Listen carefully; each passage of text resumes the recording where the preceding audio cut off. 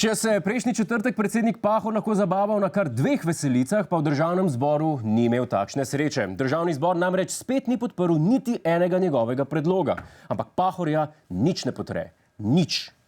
Se je Pahor znašel v sila nehvaležnem položaju in v hudi stiski, kar težko dojema, dobro počutje svojih gostov.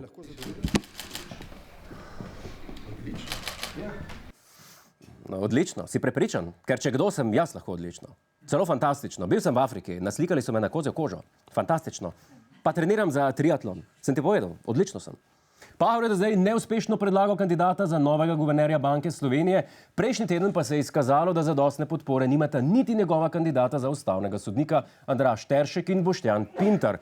Pahor morda trenutno nima dovolj zaveznikov v državnem zboru, ampak vedno bo imel mene. Medtem ko so vodje poslanskih skupin drug za drugim Pahorju predstavljali stališča strank glede novega ustavnega sodnika, je Pahor njim spregovoril tudi o svojih darilih. Ne, na koncu imam jaz njegov kipec. Prav ta Viktor je. Govori o Viktorju, ki ga je predsedniku lani poklonil Jure Godler. Ja, mal sem pa ponosen, no. Mal sem pa ponosen, da se človek je dobil za darilo že take zadeve, kot je kamela ali pa lasten portret na kozji koži še vedno spominja mojega darila. To je lepo. Gospod predsednik, polepšal ste mi dan na način, kot ga vam lahko le ogledalo. Hvala. Prejšnji teden pa se je v Celju začelo sojenje predsedniku SDS Janezu Janši, ki je na Twitterju grdo govoril o 2 novinarkah TV Slovenija. Opisal jo je kot odsluženi prostitutki, ki staneta 35 evrov. Zaradi razžalitve ima mora sedaj izplačati 6.000 evrov odškodnine in, kar je še huje, dopolniti svoj žaljivi tweet z novimi dejstvi. Kot ponavadi se je Janša na sodbo pritožil. Poglejmo zakaj. Na kazen se je seveda pritožil, češ, da mu vabilo ni bilo pravilno vročeno. In krivec spet ga najdemo v Silovi. Domači pisemski nabiralnik, ki je bil premajhen že za sodno pisanje v primeru finančne preiskave njegovega premoženja. Pa kdo prav, da politiki kradejo? Janša že skoraj 30 let v politiki, pa doma nima nič za normalno velik nabiralnik. Človek še kataloga od Neckermana ne more dobiti. A ste opazili, da ima skozi isto srajco? A ste opazili to? No, zdaj veste zakaj. Ne moramo živeti v državi, v kateri ima vodja opozicije tako majhen nabiralnik. Jaz predlagam, da se organizira dobrodelen koncert. Nabiralnik za Janeza.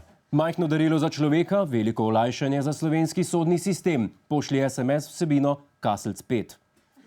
Ali pa naredimo kampanjo na Kickstarterju, ali pa akcija od vrat do vrat, nabiramo za nabiralnik, karkoli, samo da zrihtamo že ta presnet Kaselc. Vse verjetno sam tem problem, a ni?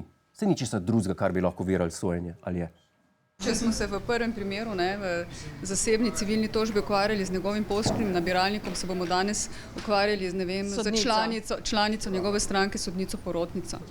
Aja je, se pravi, je še neki, okej. Sojenje so namreč morali prekiniti, ker se je izkazalo, da je ena od sodnic porotnic članica SDS. A ne more takih stvari preveriti prej, preden se začne sojenje predsedniku SDS? Saj ni toliko težko. Sam pred sojenjem narediš kratko anketo. Vprašanje 1. Ali imate doma več kot 2 slovenski zastavi? Vprašanje 2. Ali se tudi v prostem času zbirate pred sodišči? Vprašanje 3. Ali imate naročnino na revijo Demokracija, pa je vse ne dobivate, ker imate premajhen Kaselc? Če na 2 od 3 vprašanj odgovorijo pritrdilno, ne morejo soditi Janši. Simple. In kako se je sojenje končalo? In dokler so se končno uskladili, je že zmanjkalo časa enemu od porotnikov. In sodnica je sojenje lahko le še prestavila na ponedeljek. Se pravi, ena sodnica porotnica ni vedela, kaj se bo dogajalo, drugemu porotniku pa je zmanjkalo časa. Pa kaj je to, sodišče ali nenapovedana kontrolka na srednji ekonomski? Kakšna vabila na sodišče dobivajo ti porotniki? Ti, a priješ kaj do sodišča, enemu bomo sodili. Ne vemo še komu. Dej prelet, no, pol urce max. Pa povej še frendu. Človek se včasih vpraša, a naš sodni sistem sploh še deluje. Ampak ko vidiš tale posnetek, se nehaš spraševati. Kaj bom jaz, prosite, kaj bom jaz dal prav?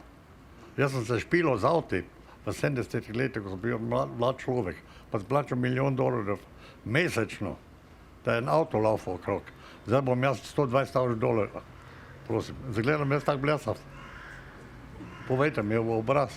Zagledam jaz tak nor, da bom se spuščal. A se pravi tole, ko zgledam jaz tak nor, je verjetno retorično vprašanje, ali ni? Walter Wolf, ki mu sodišče očita pranje denarja, se je prejšnji teden takole nepričakovano oglasil. Očitno, da nam razložil, da on pere samo večje količine denarja, ne pa drobiža tipa 120 jurjev. Se pa gospod zaveda, kako se je svet spremenil od 70 let in časov Formule 1. Včasih je on plačeval milijon, da se je okrog preganjal avto z njegovim logotipom, zdaj pa mu drugi plačujejo neznano količino denarja, da njegovega logotipa ni na vozilu. To je naš YouTube kanal. Klikni na ta gumb in se naroči, da boš na tekočem. Polajkaj nas tudi na Facebooku in na Twitterju. Pa po pameti!